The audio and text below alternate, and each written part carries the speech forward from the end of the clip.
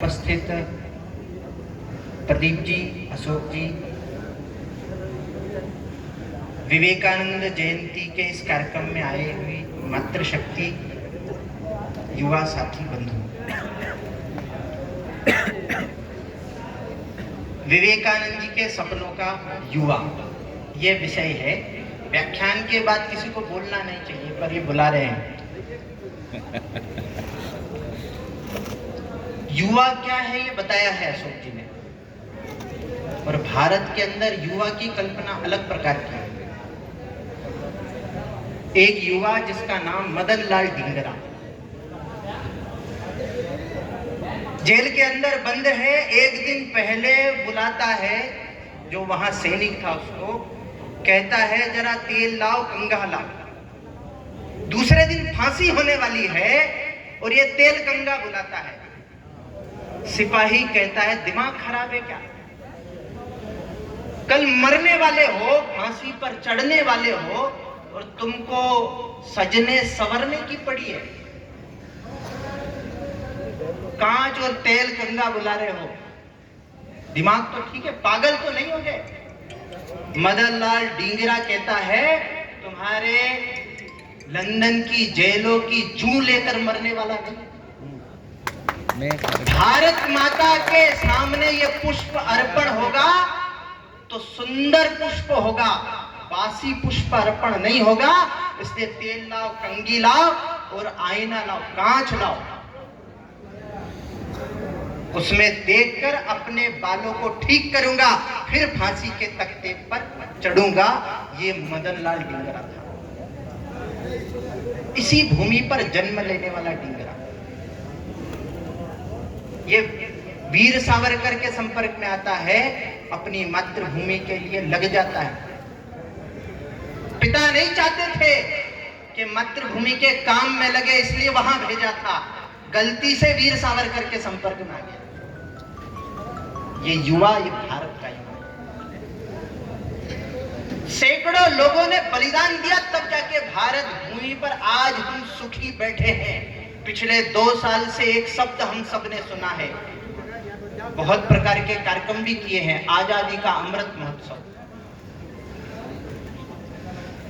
इस भारत को स्वतंत्र हुए 75 से ज्यादा साल हो गए, इसलिए भारत का ये 75वां अमृत महोत्सव मनना चाहिए। इस थीम से सरकार हो, ये शासन प्रशासन हो, समाज हो, सबने अलग अलग प्रकार के कार्यक्रम, संघ संस्था और संगठनों ने भी की। भाव क्या है? भाव है आने वाला 25 साल, शताब्दी जिसको हम कहेंगे आजादी की, उस समय भारत कैसा होना चाहिए, उस थीम को लेकर एक कार्यक्रम चला, उस विचार को लेकर एक कार्यक्रम चला। बहुत सारे क्रांतिकारियों के नाम हम सबको मालूम है, बहुत सारे क्रांतिकारियों के नाम नहीं मालूम। यहां कुछ युवा ऐसे भी हैं जिनके सफेद बाल आ गए, पर वो भी युवा है। क्यों है? तो बिहार के अंदर एक राजा हुए, राजा कुंवर सिंह। युद्ध लड़ने की आयु क्या होती है? 20 साल, 25 साल, 30 साल, 40 साल, 50 साल, 80 साल की आयु में दोनों हाथ से तलवार चलाकर अंग्रेजों से लड़ने वाले वीर कुंवर सिंह थे। युवा थे कि नहीं थे? युवा थे। भारत की आजादी में लड़ने वाले वो वीर क्रांतिकारी थे, जिन्होंने अपना सर्वस्व न्योछावर कर दिया। हमारे झाबुआ के पास में अलीराजपुर जिले में भाबरा कर स्थान, चंद्रशेखर का नाम हमने सुना है। उत्तर प्रदेश से आया हुआ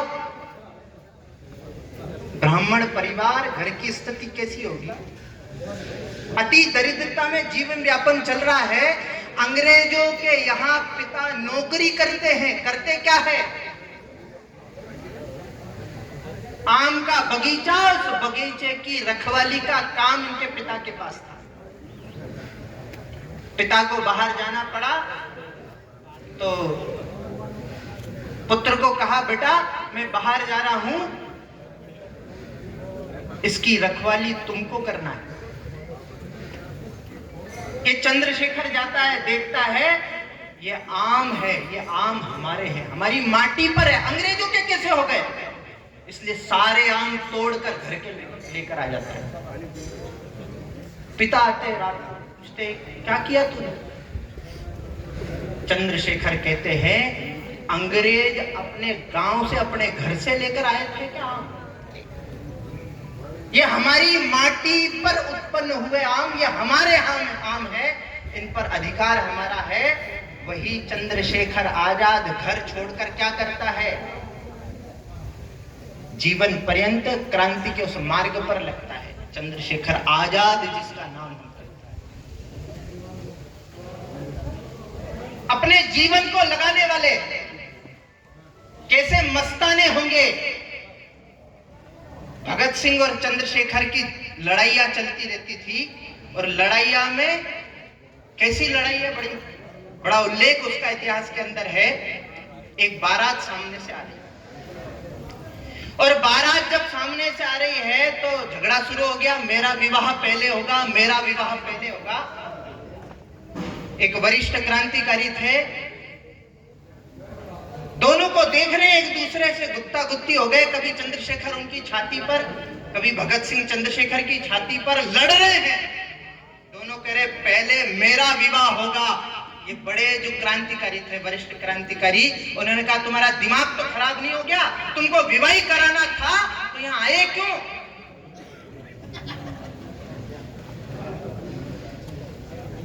ऐसा कहने वाले उन क्रांतिकारी को कहते हैं, ये दोनों हंसते हुए खड़े होकर कहते हैं कि विवाह का अर्थ क्या है?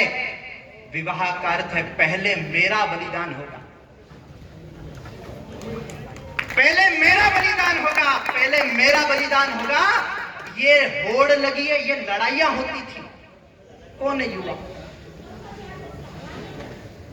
इस प्रकार के क्रांतिकारियों के समर्पण से ये भारत खड़ा हुआ है। उनके जीवन को स्मरण करना और उनके जीवन के स्मरण से अपने जीवन को गढ़ना, ये जीवन में चाहिए। ये बात ठीक है, भारत खड़ा हो रहा है, पर बहुत सारी बातें ऐसी है जो हमको ठीक करना पड़ेगी। और शुरुआत कहां से करना पड़ेगी? तो हमारे घर से हम सब लोगों को मिलकर करना पड़ेगा। भारत का स्व क्या है, जिसको हम कहते हैं स्वभाषा, उस पर हमको गर्व है क्या? भारत को बदलना, आने वाले 25 सालों के अंदर दुनिया का सिरमौर भारत बनाना, विवेकानंद जी के सपनों का भारत बनाना, तो स्वभाषा इसका बोध है क्या? हमारे बच्चे गवर्नमेंट स्कूलों में पढ़ते हैं कि नहीं पढ़ते हैं? कौन निकालेगा? हमको लगता है नहीं भाई, अंग्रेजी माध्यम में पढ़ने वाला बच्चा ही देश को सर्वोच्च बनाएगा। इस मानसिकता से ग्रसित हम सब लोग आज भी है, उससे बाहर आना। आज भी उसकी गुलामी है, उस मानसिक गुलामी में आज भी हम जी रहे हैं, उससे बाहर आने की आवश्यकता है। ये भारत का स्व है, आज भी समझना पड़ेगा। हम हस्ताक्षर करते हैं, काहे नहीं करते? 80% लोग अंग्रेजी में हस्ताक्षर करते हैं। क्यों करते हैं? किसने कहा? ये दिमाग में आया कहां से कि अंग्रेजी में हस्ताक्षर करेंगे तो ही बैंक से पैसे निकलेंगे, हिंदी में करेंगे तो नहीं निकलेंगे? आया कहां से? मानसिक गुलामी से बाहर आना। ये अमृत महोत्सव का महत्व है। बहुत प्रकार की, आज भी मई महीने में विवाह होगा, घोड़ी पर बैठा हुआ दूल्हा क्या पहनता है? कोट पहने, टाई पहने, बूट पहने। अरे क्या करने के लिए जा रहा? 7 जन्मों का बंधन, 7 जन्म के बंधन। क्या करेगा? हमारे यहाँ यज्ञ वेदी के सामने किस वेश में बैठा जाता है? दक्षिण के अंदर चले जाओ, मंदिर में भी लाइट नहीं मिलेगी, मुंड पहनकर ही प्रवेश करना है। भारतीय संस्कृति, हमारा दूल्हा 7 जन्मों का बंधन, ये जीवन में संकल्प लेने वाला है। क्या पहना है? कोट पैंट बूट टाई कहां से आए? बाजार में जाते हैं गुड़ लेने के लिए तो सफेद गुड़ लेकर आते हैं। हमको मालूम है सफेद गुड़ केमिकल से साफ किया हुआ गुड़ होता है, काला गुड़ ये शुद्ध होता है। पर दिमाग में आया कहां से कि सफेद अच्छा होता है। बेटे के लिए बहू देखनी है तो सुंदर चाहिए, ये विचार आया कहां से? ये मानसिकता को बाहर करने की आवश्यकता है। ये आज भी गुलामी मन के अंदर बैठी हुई है, आने वाले 25 सालों के अंदर करना, उसके लिए पुरुषार्थ करना पड़ेगा। क्या करना? आज किसी को बंदूक नहीं चलाना, तलवार नहीं चलाना, किसी को भगत सिंह नहीं बनना। आज अपने देश के लिए जीना, अपने देश के लिए समय देना। समय देने की वृत्ति बढ़ेगी तो ये देश विश्व गुरु के स्थान पर आसीन होगा। इसलिए हम समय देने वाले हैं। क्या सरकारों के भरोसे समाज नहीं चलता। सरसंघ चालक जी कहते नेता, नारा, आचार, विचार, प्रचार और पार्टी समाज में परिवर्तन नहीं कर सकती। समाज में परिवर्तन करना है तो समाज के लोग खड़े होंगे तो परिवर्तन आएगा। समाज के लोग खड़े हो रहे क्या? समाज के लोगों ने झाड़ी उठाई तो देश स्वच्छ बना है, बन रहा है, उस दिशा में बढ़े।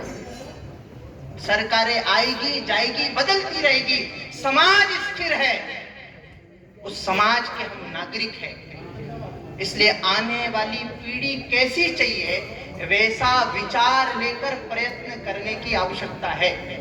घर में एक बेटा है, मॉल के अंदर जाता है तो सबसे फटा हुआ वो सामान लेकर आता है। घुटने से फटा, पीछे फटा, दाएं बाएं से फटा, सबसे महंगा वो घर में लेकर आता है। पिताजी पूछते बेटा क्या लाया? पैसे तो पूरे दिए थे तेरे को, लाया क्या है? तो कहता आपका दिमाग खराब है, आजकल का जमाना ऐसा ही है, यही फैशन है। ये दिमाग में फैशन आई कहां से? घरों के अंदर महापुरुषों के चित्र लगे हैं, पर हमारे घर में रहने वाला कॉलेज विद्यार्थी उस महापुरुष के जीवन को नहीं बता सकता। मैं कभी कभी कॉलेज विद्यार्थियों की बैठक लेता हूं, पूछता हूं 49 कितने पर होता है, 76 कितने पर होता है, नहीं बता सकता। ये भारत की स्थिति है। इसलिए विवेकानंद जी ने 1892 के अंदर शिकागो में साधना की। उनके 3 प्रश्न थे। पहला प्रश्न था कि मैं कौन हूं, मेरा जन्म क्यों हुआ है। दूसरा उनका जो प्रश्न था, जो उन्होंने सबसे पूछा था, ईश्वर कौन है, किसी ने देखा है क्या?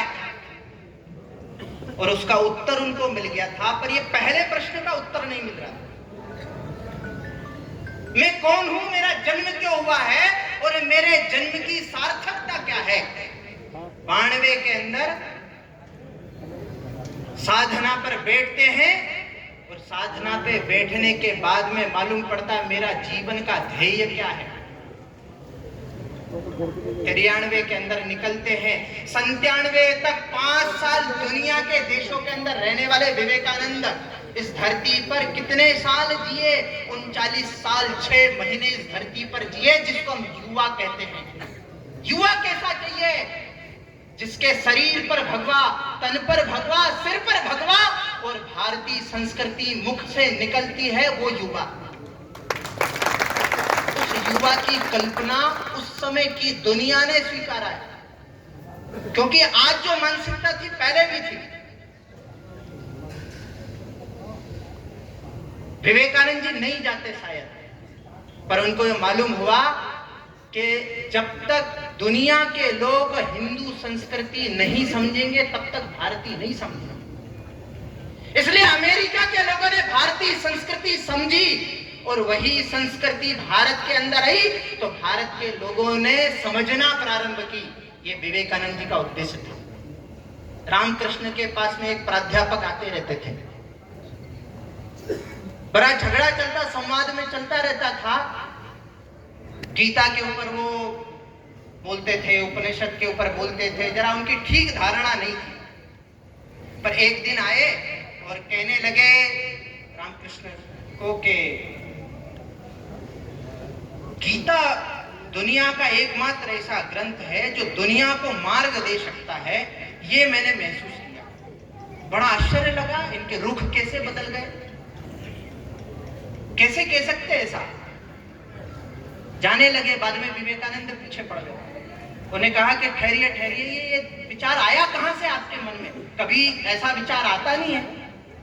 आपने गीता को दुनिया को मार्ग दिखाने वाला ग्रंथ कहा, ये विचार आया कैसे? वो कहते हैं जर्मनी के एक राइटर ने एक पुस्तक के अंदर लिखा है, वो मैंने कल पढ़ा इसलिए बता रहा हूं। जर्मनी का राइटर नहीं पढ़ता और बताता तो प्राध्यापक साहब का दिमाग ठीक नहीं होता। ये मानसिकता तब भी थी, आज भी।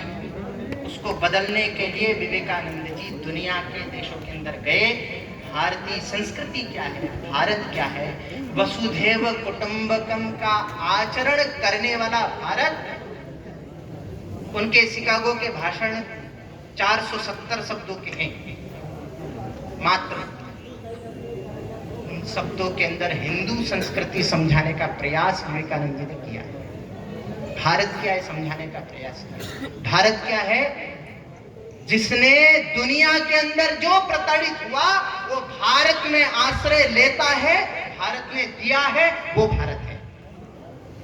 दुनिया के अंदर जो प्रताड़ित हुआ, वो पारसी होगा, वो यूनानी होगा, जिसको प्रताड़ित किया इस्लाम और ईसाईयत ने, वो सब लोगों ने भारत ने आश्रय लिया, भारत ने दिया है और भारत ने उनको अपने अंदर विलीन किया है। ये भारतीय संस्कृति, ये दुनिया को देने वाली संस्कृति। हम विश्व शक्ति बनने वाले लोग नहीं है, हम विश्व गुरु बनने वाले लोग हैं। हमको शक्ति नहीं बनना, शक्ति नहीं बनना। अभी दो देशों के बीच में युद्ध चल रहा है। 22,000 विद्यार्थियों को भारत लेकर आया है, अपने सामर्थ्य के दम पर लेकर आया है। 41 देशों के 950 लोगों को लेकर आया है, अपने सामर्थ्य के दम पर लेकर आया है। दुनिया स्वीकारने लगी है कि विश्व गुरु भारत है। ये झगड़ा तब समाप्त होगा जब इस देश का कोई प्रधानमंत्री बीच में पढ़कर बिठाकर बात करेगा, तब ये झगड़ा समाप्त हो गया। दुनिया मानने लगी है, हमको मानना पड़ेगा। दुनिया ने तो स्वीकारा, स्वीकारने लगी है। इसलिए हम सब लोग जो आज विवेकानंद जी की जयंती पर एकत्र आए हैं, यहां से कुछ विचार लेकर जाएं। विचार क्या है? ये 100 का विचार है। आने वाले 25 साल ये भारत के लिए जीने के साल है। भारत के लिए जीना माने कोलगेट अपने मुंह में डालकर नहीं जीना, ये विचार करना पड़ेगा। सुबह उठे भारत माता की जय जोर से बोलेंगे और कोलगेट सबसे पहले मुंह में डालेंगे। ये विचार हटाने की आवश्यकता है। स्वभाषा, स्वभूषा, स्व संस्कृति, स्व संस्कार लेकर जीने वाला भारत हमको खड़ा करना है। इस विचार के साथ जाएंगे तो इस प्रकार के कार्यक्रम की सार्थकता होगी, सफल।